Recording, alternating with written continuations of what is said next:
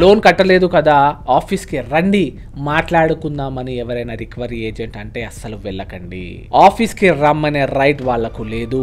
ఆఫీస్కి పిలిచి మరీ దాడి చేసిన ఘటనలు చాలా ఉన్నాయి.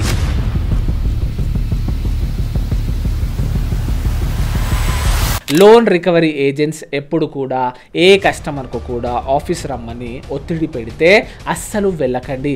ఒకటి గుర్తుపెట్టుకోండి, లోన్ రికవరీ ఏజెంట్స్ మీకు మార్నింగ్ 8 తర్వాత సాయంత్రం 7 కన్నా ముందు కాల్ చేయాలి. 8 కన్నా ముందు 7 తర్వాత కాల్ చేయకూడదు. కానీ ఈ రోజుల్లో అలా జరుగుతుందా? మీ ఇంటికి వస్తున్నాము అని అడగాలి, మీ పర్మిషన్ ఉంటేనే రావాలి.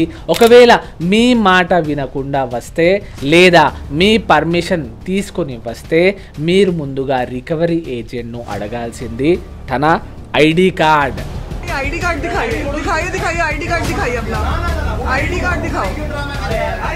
ఆ కార్డుపై మీకు లోన్ ఇచ్చిన బ్యాంక్ లేదా లోన్ యాప్ వాళ్ళు ఇచ్చిన అఫీషియల్ ఐడి కార్డ్ మాత్రమే ఉండాలి. థర్డ్ పార్టీ ఐడి కార్డ్ ఉండకూడదు. ఆ ఐడి కార్డ్ ఫోటో తీసుకోండి.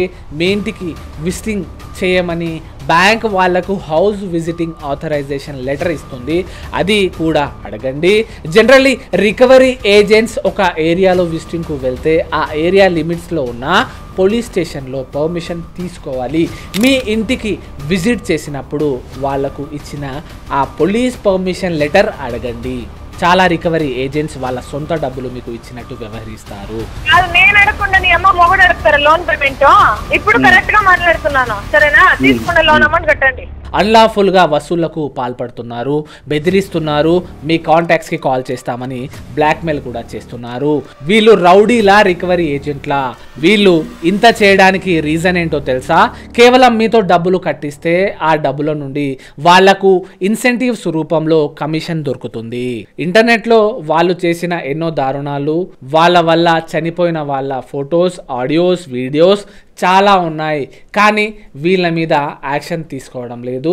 రికవరీ ఏజెంట్స్ చేసే దారుణాలపై ప్రభుత్వం చర్యలు తీసుకోవాలని మనస్ఫూర్తిగా కోరుకుందాం. Thank you so much.